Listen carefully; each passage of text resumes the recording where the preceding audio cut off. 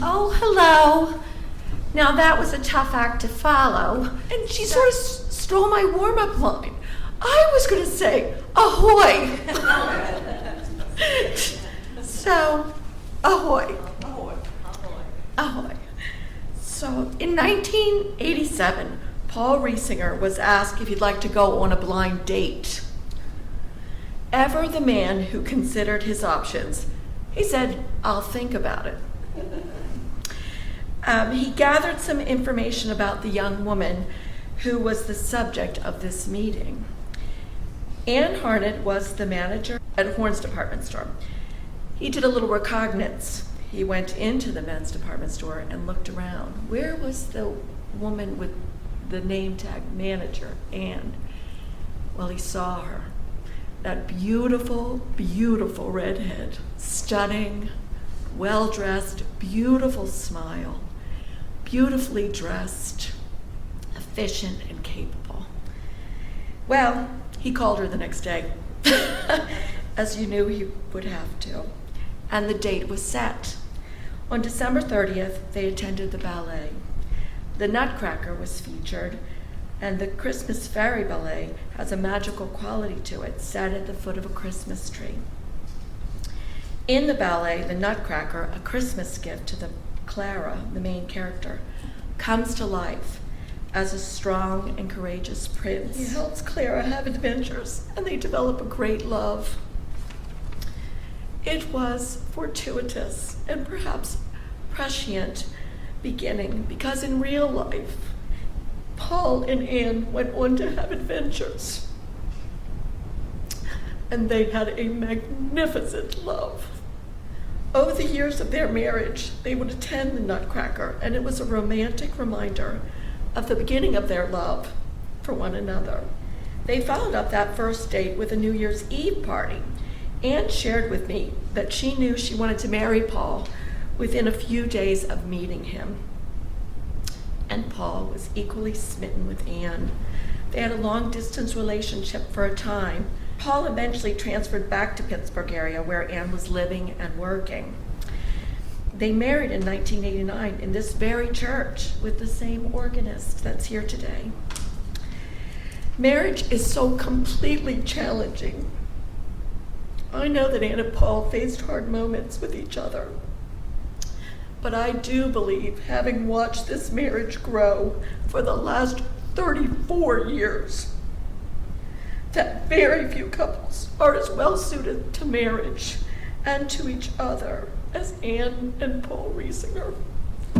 They both like structure and a plan, and they like to be together.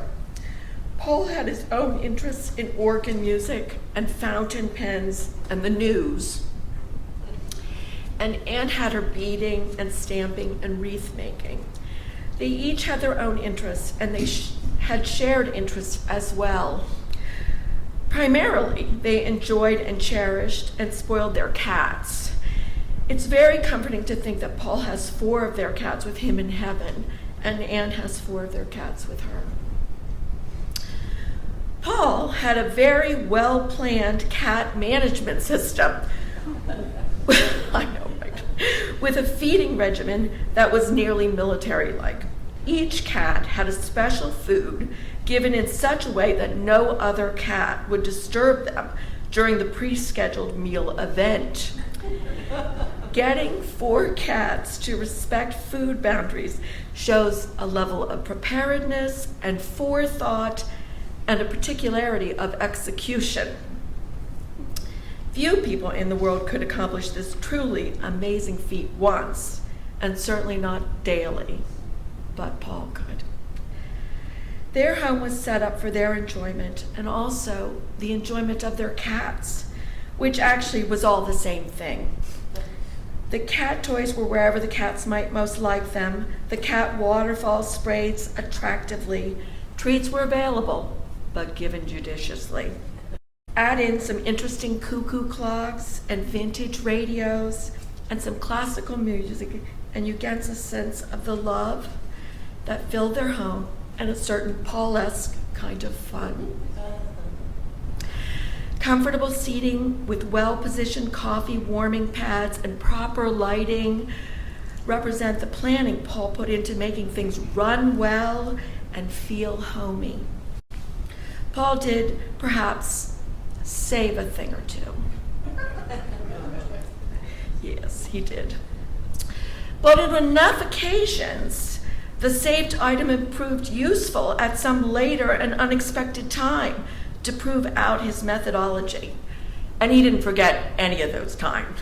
He could recall the date, the time, the event, the whole thing. And I like to make homemade bread, and Paul really enjoyed my favorite bread recipe. And I always tried to get the good yeast or the cake yeast when I knew he was coming. On occasion, I would have to go to more than one store to find cake yeast.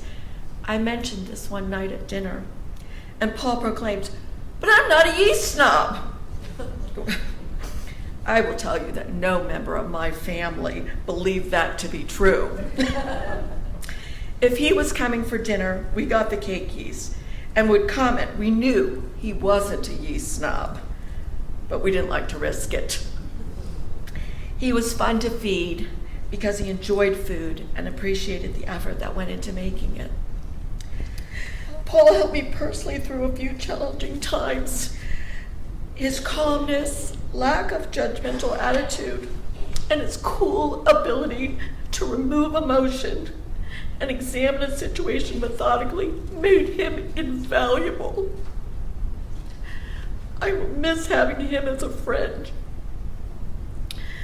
If you are sitting here today, you know he was funny, thoughtful, organized, and kind. The world is better to have had him, and he cannot be replaced. I am so glad we had him with us for 64 years. It was too short of a time, but we are blessed by the love and kindness he left behind. I imagine that in heaven they have an abundant supply of good yeast, and he is getting all the cats on proper schedules, and all the cats in heaven are lucky now.